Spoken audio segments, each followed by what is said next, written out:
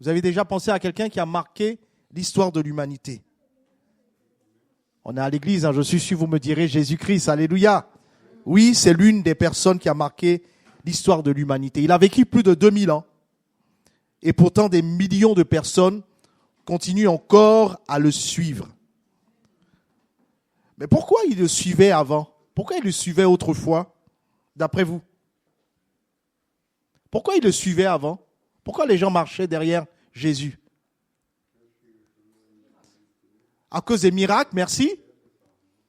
Quelqu'un d'autre? À cause de la parole, il a les paroles de la vie, oui. Quelqu'un d'autre? Pourquoi les gens le suivaient? À cause des miracles, à cause des guérisons. Amen. Mais à l'époque de Jésus, oui, ils le suivaient parce qu'ils avaient besoin de guérison, parce qu'ils avaient besoin de pain, parce qu'ils avaient besoin d'un certain nombre de choses. Beaucoup étaient touchés par ces paroles pleines de sagesse qui font du bien au cœur. Jésus parlait avec une autorité, une vérité que personne n'avait jamais entendue. Mais une des raisons pour lesquelles il marchait, les gens le suivaient, l'une des raisons, c'est que il avait de la compassion. Amen. Le monde peut nous juger, le monde peut nous condamner, le monde peut être exigeant avec nous. Mais lui, il a toujours eu de la compassion. Amen. La compassion envers tous, les pauvres, les riches, les exclus, les pécheurs. Et je veux vous donner une bonne nouvelle ce matin, il n'a pas changé. Amen. Il n'a pas changé. Aujourd'hui encore, les croyants suivent Jésus-Christ pour d'autres raisons, mais tout aussi fortes. La plupart d'entre nous croient qu'il est le Fils de Dieu et le Sauveur du monde. Et les croyants diraient, je le crois. Amen. Je veux le vivre. Il est venu pardonner nos péchés et nous offrir la vie éternelle. En lui, aujourd'hui, nous trouvons la paix intérieure, la joie et pour beaucoup d'entre nous, le sens à la vie. Et enfin, certains pensent le suivre pour marcher dans ses pas en aimant et en pardonnant comme lui. On suit Jésus parce qu'il change les cœurs. On suit Jésus parce qu'il apporte l'amour. On suit Jésus parce qu'il apporte la paix. On suit Jésus parce qu'il apporte l'espérance. Amen. Pour beaucoup d'entre nous, il est un guide, une lumière et une source de vie. Ça, c'est la raison pour laquelle nous, les hommes, nous suivons Jésus. Amen. Maintenant, je vais vous poser une autre question.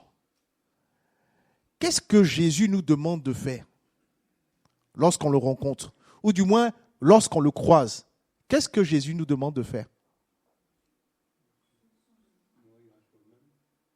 Mourir à soi-même. Mais qu'est-ce qu'il nous demande de façon primordiale? Lorsqu'on croise la vie de Jésus, quand vous lisez les Écritures, quand on croise la vie de Jésus, qu'est-ce qu'il demande à ceux qu'il croise de faire? Il demande, quelqu'un l'a dit, il demande de le suivre. Amen. Avant, on le suivait pour un tas de raisons qui sont propres à nous. Mais lui-même nous demande, suis-moi. Viens et suis-moi. Vous êtes d'accord avec ça ou pas? Jésus nous demande de le suivre. Imaginons que Jésus entre dans cette salle ce matin et il te dit, suis-moi. Il ne dit pas, viens à l'église tous les dimanches. Il ne dit pas, sois un religieux. Mais il te dit juste une chose, suis-moi. Et là, tout devient silencieux. Nos regards se croisent avec le regard de Jésus. Et chacun se demande, est-ce que je le suis vraiment aujourd'hui? Amen. Ou est-ce que je marche seulement à côté de lui? Une question que je dépose sur nos cœurs. Il nous a posé une seule question. Viens et suis-moi. La plupart du temps, c'est je viens, j'ai besoin d'une guérison, j'ai besoin d'un travail, j'ai besoin de telle ou telle chose. Mais il te dit, au-delà de ça, suis-moi. Amen. Si Jésus, ou du moins si ce matin tu entends dans ton cœur que Jésus te dit, suis-moi, qu'est-ce que ça va changer dans ta vie ce matin? Qu'est-ce que ça va changer dans ta vie? Si tu l'entends dire dans ton cœur, suis-moi, parce que c'est dans le cœur que Dieu parle. Amen. Le pasteur aura beau parler, mais c'est ce qui reste dans ton cœur. de la part de Dieu. Suis-moi. Qu'est-ce que ça va changer dans ta vie? Tu me diras, je vais le suivre peut-être. Amen. Ce matin, bien-aimé, le Seigneur veut nous rappeler ce que cela signifie vraiment, le suivre aujourd'hui. Lorsqu'il nous dit « suis-moi », qu'est-ce que ça veut dire? Qu'est-ce que cela vraiment veut dire de le suivre dans notre vie, dans nos maisons, dans nos quartiers, dans nos villages, dans nos familles, dans nos combats? C'est dans tous ces éléments-là que Dieu nous demande « suis-moi ». Amen. Suis-moi. On peut prendre nos Bibles dans Luc, chapitre 9, verset 23. Jésus prend le temps d'expliquer ce que ça veut dire « suis-moi ». Là, je ne parle pas de ce que l'Église dit, que les gens disent, mais de ce que Jésus lui-même, il dit. « Suis-moi ». Puis il dit à tous, si quelqu'un veut venir avec moi, en d'autres termes, si quelqu'un veut me suivre, d'autres versions le disent, qu'il renonce à lui-même, qu'il se charge chaque jour de sa croix et qu'il me suive. Amen. Je veux dire à quelqu'un ce matin, Jésus n'appelle pas des admirateurs. Amen.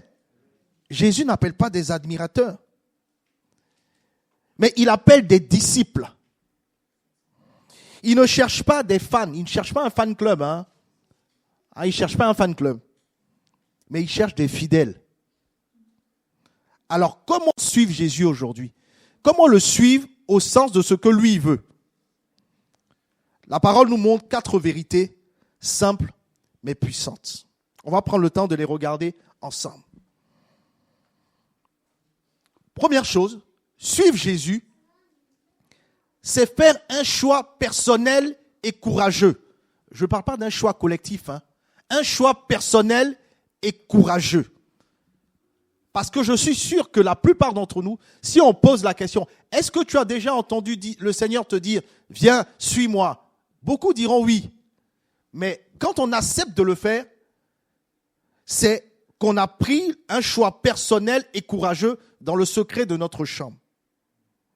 Matthieu 4, 19 dit, venez à ma suite et je ferai de vous des pêcheurs d'hommes. Quand Jésus a appelé Pierre et André, vous savez ce qui s'est passé? Ils travaillaient, ils avaient une vie sociale, ils avaient un certain nombre de choses. Peut-être qu'ils étaient des conseillers municipaux dans leur village, peut-être que c'était des cadres, mais la Bible dit qu'ils ont tout laissé. Ils ont laissé leur filet, leur bateau, leurs habitudes. C'est pas ce qu'ils demandent de faire aujourd'hui, mais ils ont laissé l'essentiel pour faire ce choix personnel et courageux pour le suivre. Personne ne les a forcés. Encore moins un guide religieux. Personne. C'est eux qui ont décidé de le faire, de tout laisser et de le suivre. Vous êtes avec moi? J'ai perdu personne? Ils ont choisi. Suivre Jésus, je choisis. Quand je décide de suivre Jésus, c'est que j'ai choisi de le faire de façon courageuse au point de tout laisser. Amen. Suivre Jésus, c'est une décision du cœur. Tu ne peux pas suivre Jésus juste parce que ta famille est chrétienne. C'est pas ça, suivre Jésus. Tu ne peux pas suivre Jésus ni parce que tu viens à l'église. C'est pas ça, suivre Jésus. En d'autres termes, c'est la conséquence. Je ne sais pas si je me fais comprendre. C'est la conséquence de mon choix personnel.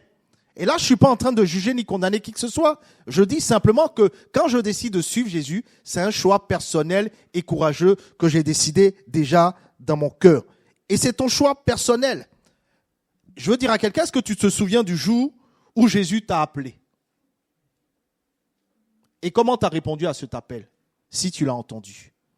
Est-ce que tu l'as laissé passer? Ou est-ce que tu as dit, cause toujours, tu m'intéresses pour vivre ta vie? Mais si tu as répondu, je veux dire à quelqu'un ce matin, c'est que tu as décidé de faire un choix personnel et un choix courageux. Amen. Partout où nous sommes, surtout dans le domaine, dans les rassemblements religieux, beaucoup aiment entendre parler de Jésus. Beaucoup aiment entendre parler de Jésus. Même dans les rues, partout. Je parle des grandes villes. lorsqu'il y a de l'évangélisation, beaucoup aiment entendre parler de Jésus. Mais peu décident vraiment de marcher avec lui et de le suivre. Je veux dire à quelqu'un ce matin, le Seigneur t'appelle à faire ce pas de foi aujourd'hui, au-delà de ce que tu aimes entendre, au-delà de ce dont tu as besoin. Jésus t'appelle à le suivre. Mais je veux dire à quelqu'un, attention, suivre Jésus, ce n'est pas simplement dire « Oui, Seigneur », c'est aussi laisser quelque chose derrière soi. Amen. La Bible nous dit que c'est renoncer à soi-même. Luc 9, 23. Qu'il renonce à lui-même. Renoncer à soi-même, ça veut dire quoi? Ça veut dire ne plus vivre pour soi, mais vivre pour Jésus. Ah là, ça devient compliqué là. Renoncer à soi-même, c'est-à-dire je ne vis plus pour moi, je vis pour lui. Amen. Je vis pour lui. Amen. C'est clair? Donc, celui qui veut me suivre, qui renonce à lui-même. Ce n'est plus ma volonté, mais la tienne, Seigneur. Vous comprendrez pourquoi, de ceux qui suivaient Jésus à l'époque, il y a eu une division. Ils étaient pleins de disciples qui le suivaient, et puis il a dit une parole. Beaucoup se sont dit, ah bon, il nous a donné du pain, c'est bon, il nous a guéri, c'est bon, il nous a donné tout ce qu'on voulait, c'est bon, mais on ne peut plus le suivre parce qu'ils ne vivaient que pour eux-mêmes. Et lorsqu'une partie, les 12 sont restés avec lui, ils ont dit, mais nous, on ne peut pas aller quelque part puisque nous, on a déjà renoncé à nous-mêmes. Et tu as les paroles de la vie, c'est toi qui nous conduiras dans la vie, pas dans la survie. Est-ce que je parle à quelqu'un ce matin? C'est pour ça que je disais que c'est une question de conviction dans le cœur. C'est ne plus vivre pour soi-même, mais vivre pour Jésus. Alors je vais poser une question. Qui vit pour lui-même ou qui vit pour Jésus? Qui vit pour Jésus? En principe, si je suis là, c'est parce que, amen, ou du moins je veux vivre pour Jésus. Ce n'est plus mes envies, ce n'est plus mon plan, et là peut-être il y en aura peu qui lèveront la main. Suivre, j'ai renoncé à soi-même, ce n'est plus mes plans, ce n'est plus mes envies, mais c'est son plan. Amen. Que ton règne vienne. Ton règne vienne où? Dans ma vie, dans mon cœur. Cherchez d'abord le royaume de Dieu et sa justice, et le reste on vous le donnera. Suivre Jésus, c'est renoncer à soi-même, c'est-à-dire mon plan je le mets de côté et je vis son plan. D'autant plus que Rebecca l'a rappelé ce matin, je connais les projets que j'ai pour toi. Amen. Vous imaginez un leader qui dit ça? Je connais les plans que j'ai pour toi. Amen. Je veux parler même aux adultes, même aux anciens. On a fait des plans dans la vie, hein? Mais quand on regarde, la plupart de nos plans ont échoué. Amen ou pas? Mais lui, il dit, je connais les plans que j'ai pour toi. Mais il le dit avec une assurance, une certitude. Je connais les plans que j'ai pour toi. Et celui à qui il le dit, parce qu'il faut le remettre dans son contexte, il le dit à un enfant. Il ne le dit pas à un adulte, il le dit à un enfant pour dire que je connais le plan que j'ai pour toi. Il a un plan. Depuis qu'on est dans le ventre de notre maman, il a un plan. Il a un plan pour la petite enfance. Il a un plan pour l'enfance. Il a un plan pour les études. Il a un plan pour les études supérieures. Il a un plan pour le mariage. Il a un plan pour tous les aspects de notre vie. Il dit un plan de paix. C'est-à-dire un plan de paix. Quand Dieu parle de paix, comprenez bien, la paix, selon Dieu, c'est je continue mon chemin malgré tout ce qui se passe à gauche et à droite. Amen. Ça n'empêchera pas mon plan de paix s'accomplir. Un avenir et de l'espérance. Même aux aînés, il dit un avenir et de l'espérance. Lui, il sait combien d'années tu vas vivre, pas toi. Amen. Donc, le plan de Dieu, il le connaît. J'aime dire souvent à ceux que j'encourage dans la foi pour dire, mais tu as essayé ton plan, ça a échoué. Tu veux pas essayer un autre? Mais pas n'importe lequel. Hein? Celui de celui qui t'a donné la vie. Amen. Qui sait toutes choses. Il avait un plan. Vous savez pourquoi il y a deux plans? Est-ce que quelqu'un sait pourquoi il y a deux plans? Personne ne sait pourquoi il y a deux plans. Il y a deux plans parce que quand Dieu crée l'homme, il met en l'homme ce qu'on appelle le libre arbitre. C'est-à-dire tu as la possibilité de décider toi-même. D'accord? Donc, lui, il a un plan, il se le garde. Il te laisse, du moins, il te propose son plan. Mais la nature humaine décide de faire son plan. Mon plan pour mon mariage, pour ma vie, pour mon travail. J'ai un plan. Mais ce n'est pas parce que j'ai un plan qu'il va réussir forcément. Mais lui, Dieu, qui nous a appelés à la vie, a un plan. Amen.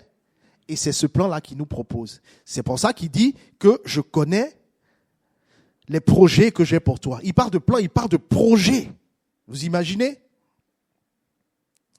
Quand quelqu'un t'insulte, ton cœur veut répondre. Mais Jésus te dit pardonne. Mais il sait pourquoi.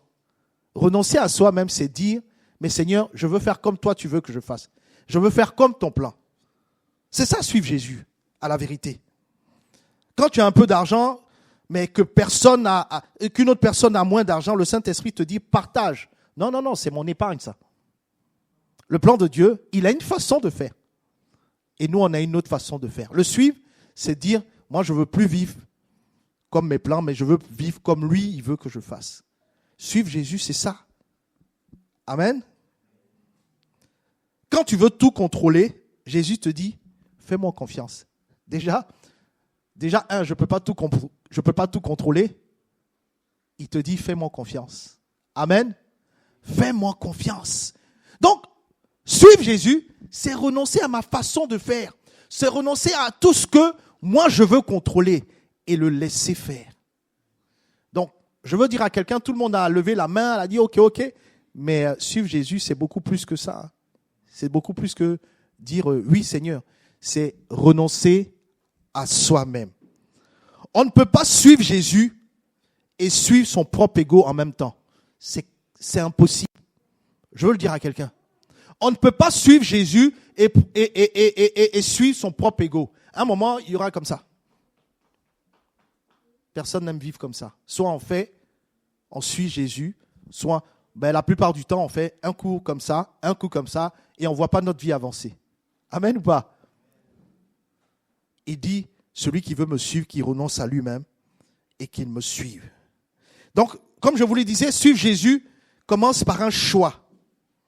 D'abord, je choisis personnellement. Ensuite, je renonce à ma façon de faire, à mon plan, pour suivre le sien.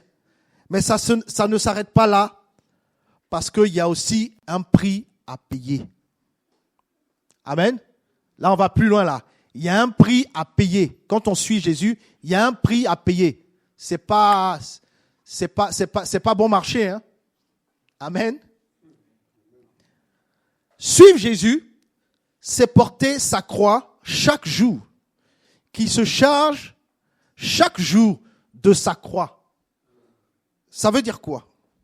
Porter la croix, ce n'est pas une décoration autour du cou, hein, je rassure. Ça aurait été tellement facile.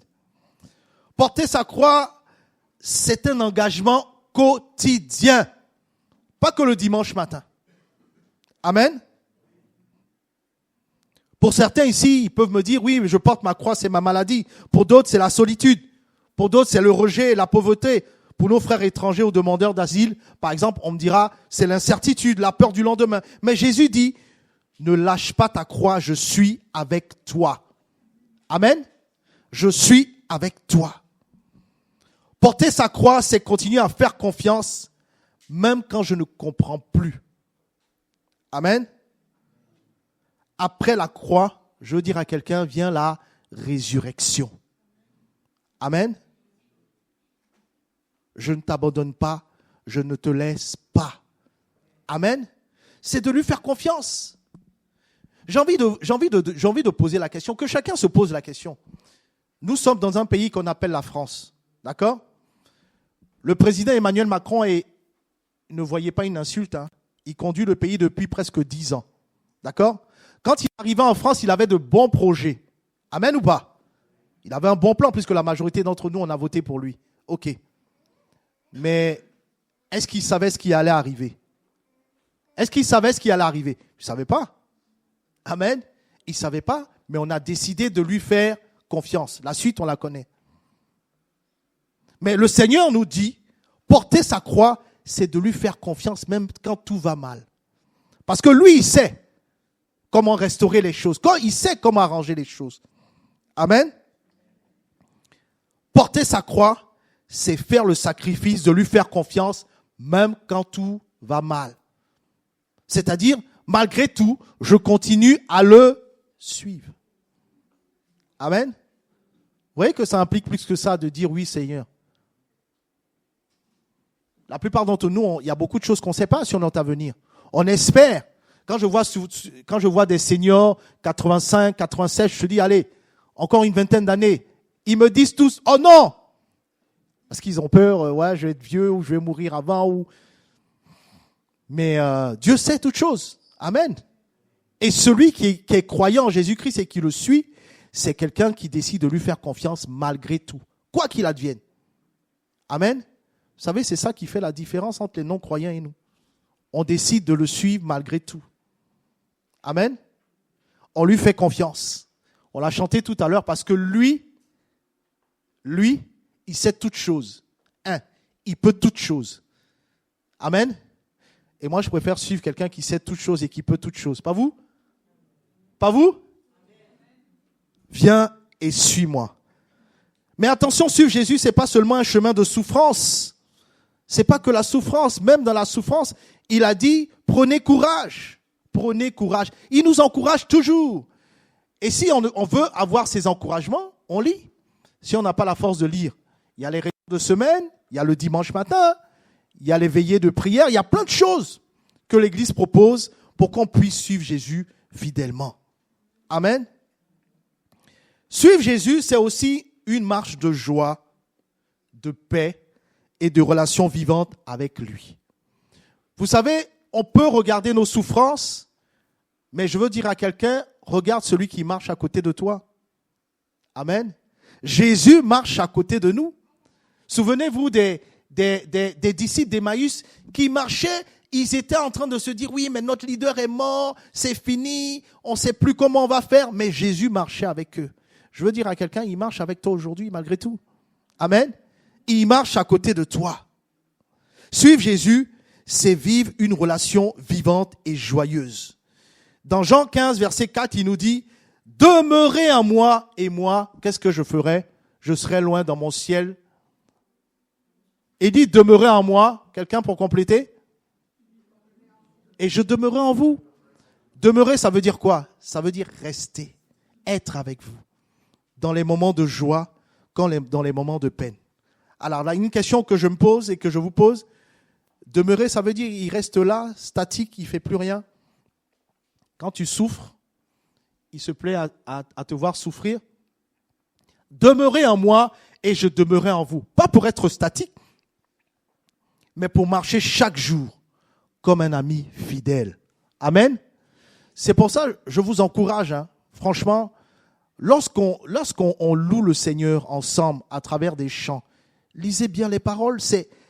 Vous savez, ceux qui composent les chants, ce sont des gens qui ont vécu une expérience avec Dieu. Amen. Et qui veulent le partager pour encourager. Pour dire, celui que je suis, c'est un Dieu fidèle et bon. Amen. C'est un ami fidèle qui nous parle. La Bible dit, il parle tantôt d'une manière, tantôt d'une autre, mais l'homme ne fait pas attention. Il ne dit pas les croyants, il dit l'homme ne fait pas attention. Je parle tantôt d'une manière, tantôt d'une autre, comme un ami fidèle. C'est comme un berger et ses brebis. Le berger connaît ses brebis et les brebis reconnaissent sa voix. Même s'il fait nuit, ils suivent le berger parce qu'ils font confiance au berger. Chaque matin, parle à Jésus avant de partir. Parle à Jésus. Parle-lui de ta journée. Parle-lui de tes appréhensions. Il est là, il t'écoute et il veut t'accompagner. Même si c'est difficile au boulot, tu appréhendes. Parle-lui, c'est l'ami fidèle. Amen. Il a dit, je rentrerai, si je frappe à la porte d'un cœur, que quelqu'un entend qu'il ouvre, je rentrerai, je souperai avec lui et lui avec moi. Pour dire que ce sera un moment de partage. Amen. Tu peux le consulter, tu peux lui demander, mais qu'est-ce que je fais avec mon patron? Ça va être difficile. Qu'est-ce que je fais avec mes collègues? Ça va être difficile. Qu'est-ce que je vais faire avec les gens de mon quartier? Qu'est-ce que je vais faire aujourd'hui? Il y a tellement de questions qu'on appréhende dans nos lieux dans nos lieux de vie. Mais lui, il veut pas être là, le statique. Il veut être là pour conseiller, pour encourager, pour fortifier. Je serai avec toi. N'est-ce pas lui qui a dit que je serai avec vous tous les jours? Ou bien vous avez lu, je serai là que le dimanche matin pour me réjouir de vos chants. Je serai avec vous tous les jours. Dans les moments difficiles, dans les moments de joie, dans les moments d'incertitude, je serai avec vous tous les jours. Suivre Jésus, c'est prendre conscience qu'il est là aussi. Amen.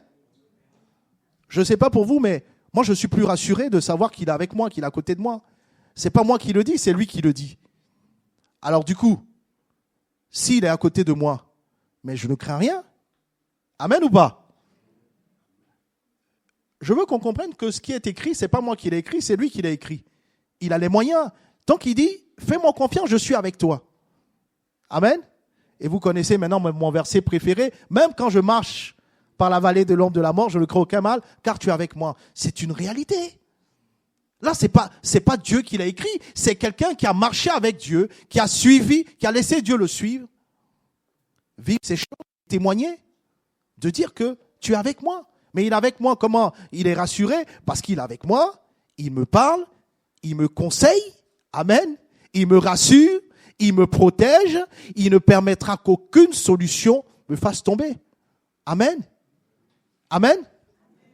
Suivre Jésus, c'est ça la vérité, bien-aimé. Donc, j'ai envie de dire à quelqu'un, suivre Jésus, c'est pas compliqué, mais c'est sérieux. Amen.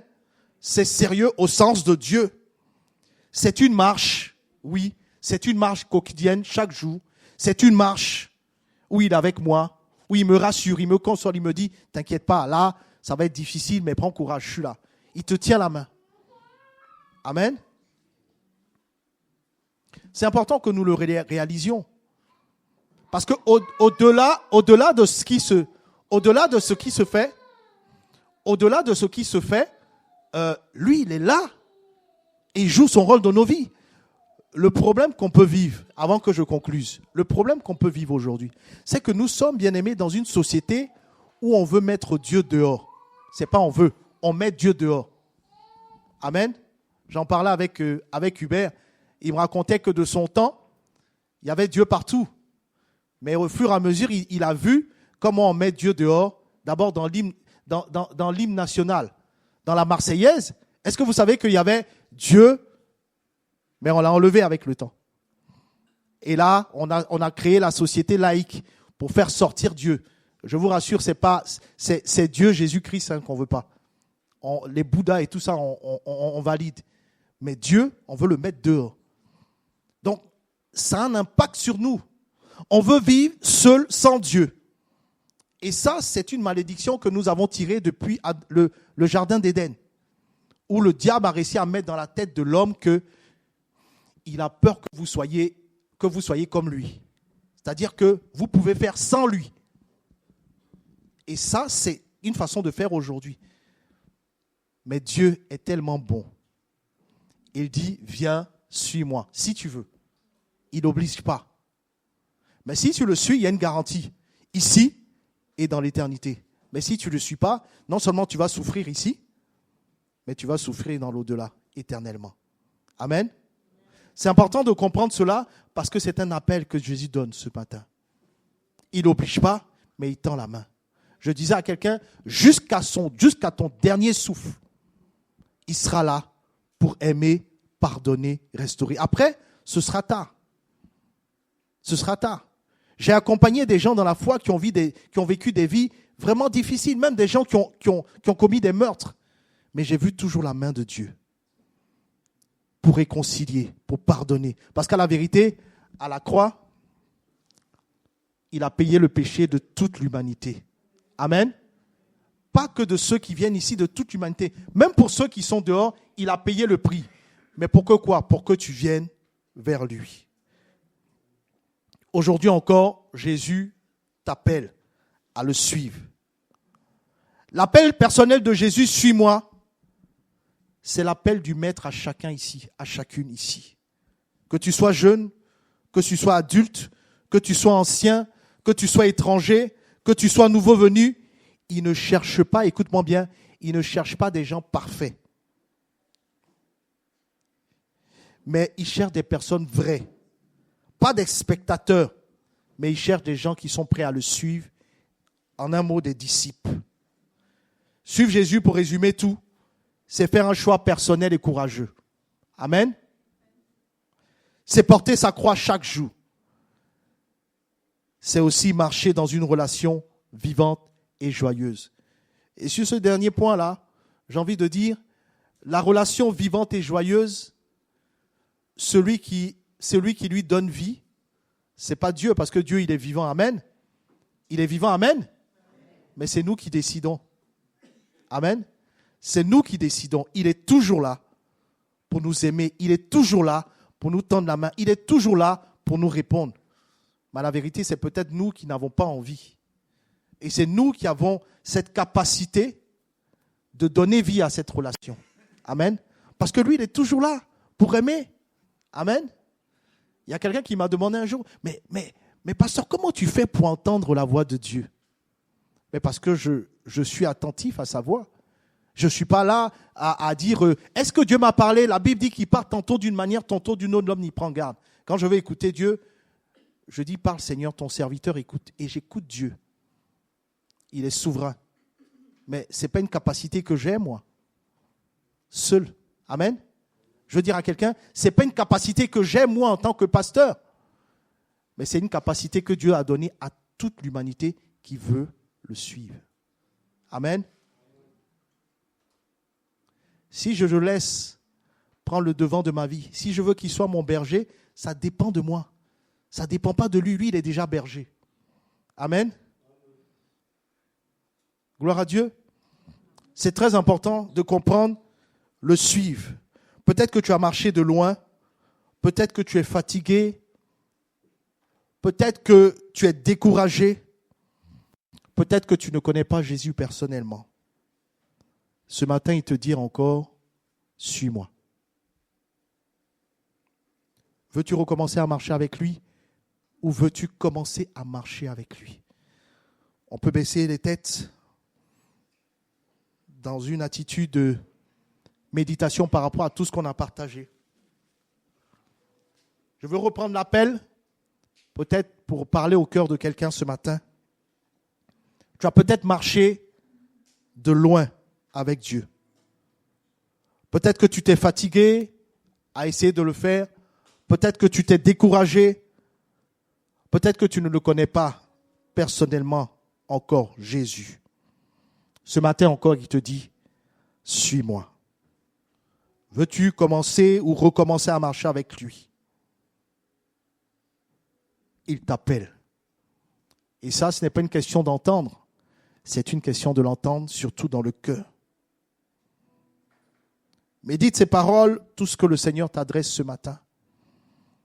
Et si ce matin, tu as le désir de marcher avec lui, de le laisser te conduire, de renoncer à ta façon de vivre, de renoncer à tes plans pour adhérer à son plan d'amour, lève la main où tu es et baisse-la aussitôt.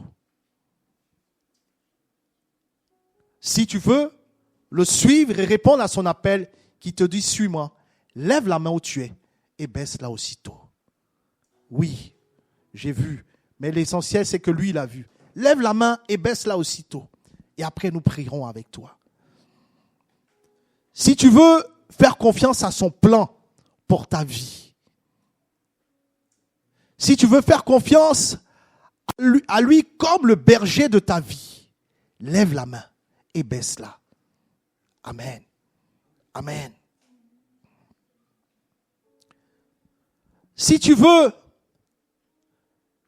lui demander de vivre une relation vivante et joyeuse tout le long de ton chemin sur la terre, il est capable de le faire. Mais ça dépend de toi. Si tu es prêt ce matin, lève la main et baisse-la aussitôt. Et on priera pour toi. Alléluia. Il est là pour ça. Au-delà de ma voix, C'est ce que sa parole dit ce matin. Et nous allons prier ensemble. On peut baisser les têtes, fermer les yeux. C'est une question de Dieu et toi. Ce n'est pas une question de tout le monde. C'est mon cœur et le cœur de Dieu. Et on va prier. Seigneur Jésus-Christ, merci pour tes appels, merci pour ton appel qui traverse le temps et les frontières. Tu connais mon histoire, tu connais mes blessures, tu connais mes doutes, tu connais mes espoirs. Donne-moi le courage de te suivre. Donne-moi la force et la décision courageuse de marcher avec toi. Même quand le chemin est étroit. Remplis mon cœur de ton amour. Ma marche, c'est dans ta présence, dans la vie et dans ta lumière. Toi seul sais le garantir. Je veux te suivre, pas à pas, jour après jour. Je veux te suivre dans la confiance en toi. C'est toi seul qui peux le faire. Seigneur, merci parce que tu es le Dieu de compassion, le Dieu d'amour. Tu me conduis par la main et je suis plein de confiance et d'assurance. Tu connais l'avenir. Je ne connais pas l'avenir. Tu sais pourquoi tu m'as suscité sur la terre.